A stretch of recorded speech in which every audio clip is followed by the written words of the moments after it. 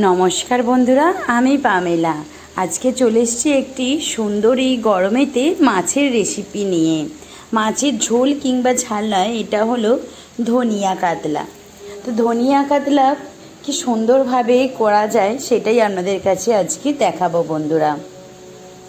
ধনিয়া কাতলা করার জন্য প্রথমে তো আমি ধনেপাতা দেখতেই পাচ্ছেন, ফ্রেশ একদম ধনেপাতা বাজার থেকে কিনে নিয়েছি, সেইটা নিয়ে নিয়েছি। আর নিয়ে নিয়েছি পাতি লেবু।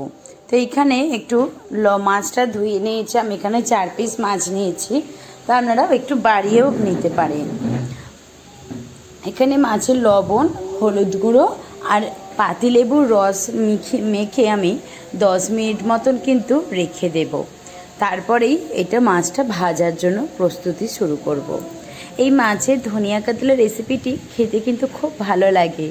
আর এখন যেহেতু গরমকাল, তাই একটু বেশ হালকা জিনিস হবে, সেটাই কিন্তু বেশি ভালো লাগে, বেশি তেল ঝাল না দিয়ে আর কি। বেশি তেল না দিয়ে আর একটু ওই যে পাতিলেবু দেখবেন, পাতিলেবু তো কোনো আমাদের শরীরে অ্যাসিডিটি করে না, টক দই এইগুলো তো আমাদের হজম করতে সাহায্য করে। তাই আমি চেষ্টা করেছি মাছের রেসিপিটির মধ্যেও ওই ইনগ্রিডিয়েন্টসগুলো দেওয়ার জন্য, যাতে আমাদের কিন্তু কোনো হজমেরও সমস্যা না হয়। অনেক সময় মাছের কালিয়া খেলে কিন্তু ওতে একটু বেশি তেল পড়ে যায়, তাই জন্য কিন্তু একটু অ্যাসিডিটি বা হজম হওয়ার কিন্তু সম্ভাবনা থাকে। কিন্তু এই রেসিপিটিতে একদমই কিন্তু হবে না।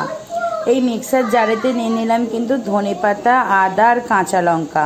এতে লঙ্কার গুঁড়ো তো দেবো না, তাই কাঁচা লঙ্কা দিয়ে রান্নাটি করব, তার জন্য কিন্তু কাঁচা লঙ্কা নিয়ে নিলাম। আর এইদিকে তো দেখতেই পেলেন যে আপনাদের সাথে কথা বলতে বলতে মাছগুলো ভেজে নিয়েছি। এবার এই গ্রেভিটা রেডি করার জন্য সামান্য একটুখানি ডালচিনি আর 2টো এলাচ আমি দিয়ে দিয়েছি। দিয়ে এখানে ছোট ছোট করে যে পেঁয়াজটা কুচি করে রেখেছিলাম, তো সেটাই দিয়ে দিলাম। চাইলে আপনারা এখানে পেঁয়াজের পেস্টও ব্যবহার করতে পারেন। তো আমি এখানে একদমই দেখতে পাচ্ছেন তেলটা অল্পই দিয়েছি। এরকম অল্প তেলেতেই বেশ ভালো লাগে।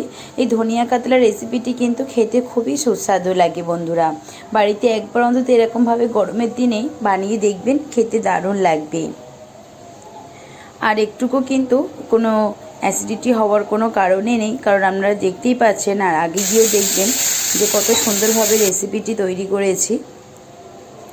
তো এই যে এবারে কিন্তু পেঁয়াজটা ভাজা হয়ে যাওয়ার পরে এই যে আমি যে পেস্টটা করে রেখেছিলাম ধনেপাতা, কাঁচা লঙ্কার, আদা, তো সেই পেস্টটা এবার দিয়ে দিলাম। সেই পেস্টটাও দেখুন ভালো করে কিন্তু এরকম শুকনো শুকনো মতন টাইপের করে কষিয়ে, এরপর কিন্তু এই যে টক দই আর এতে দেবো কিন্তু জিরে গুঁড়ো আর একটু ধনিয়া গুঁড়ো।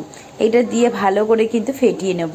ফ্রিজে থাকলে কিন্তু বন্ধুরা বাইরে একটু বার করে রেখে দেবেন 10-15 মিনিট আগে।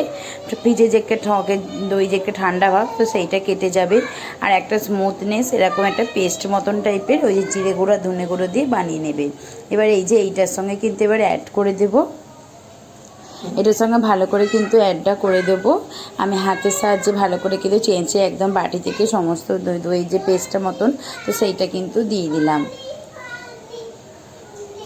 একটু অন্যরকমভাবে মাছের সবসময় তো আমরা লাল টাইপের একটি গ্রেভি বানিয়ে খাই, সেটাও ভালো লাগে খেতে, তবে এইটাও কিন্তু খুব সুন্দর লাগবে খেতে। একটু অন্যরকমভাবে মাছের রান্নার চেষ্টা করে দেখুন, তাতে কিন্তু স্বাদও বদলাবে এবং কিন্তু মুখে হাসিটাও অন্যরকম হয়ে যাবে একদম।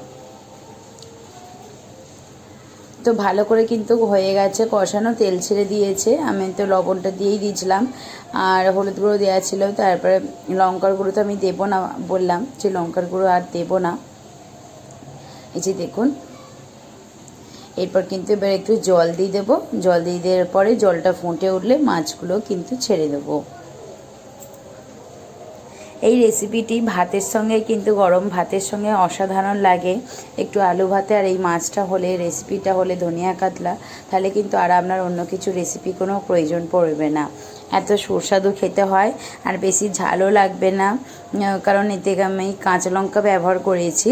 আর যদি বাচ্চারা খায়, কাঁচা লঙ্কা নাও খেতে পারে, তার জন্য কিন্তু আপনি হয়তো একটা কাঁচা লঙ্কা দিয়েও রান্না করতে পারেন। আমি এখানে 4টে মতন কাঁচা লঙ্কা দিয়েছি, যদিও কাঁচা লঙ্কাগুলো অতটা বেশি ঝাল না, তাই জন্য দিয়েছি, নাহলে আমাদের ঘরে তো বেবি আছে। আর এই যে দেখুন মাছের পিসগুলো এবার তুলে দিলাম, ঝোলটাও একটু ফুটে যাওয়ার পরেই মাছের পিসগুলো তুলে দিয়ে 2 মিনিট একটু করে চাপা দিয়ে রেখে দেবো। এই যে উল্টে পাল্টে দিলাম একটু, এবার চাপা দিয়ে রেখে খুব গরম গরম সার্ভ করুন ধনিয়া কাতলা রেসিপি। এটা খেতে খুব ভালো লাগে, তাই আপনাদের সঙ্গে বানিয়ে ভাবলাম ভালো জিনিস শেয়ার করা যাক বন্ধুদের সঙ্গে। আমি শেয়ার করতে পেরে আপনাদের কাছে আমি অনেক অনেক আনন্দিত, সাথে আপনাদের কমেন্ট পাওয়ার আশায় থাকলাম। একটি লাইক আর কমেন্ট করে জানাবেন, নতুন হলে বন্ধুরা সাবস্ক্রাইব করার জন্য আপনাদের কাছে অনুরোধ রাখলাম। তো আর কি, তো টাটা বন্ধুরা, বাই, ভালো থাকবেন, সুস্থ থাকবেন, ধনিয়া কাতলা করে খাবেন।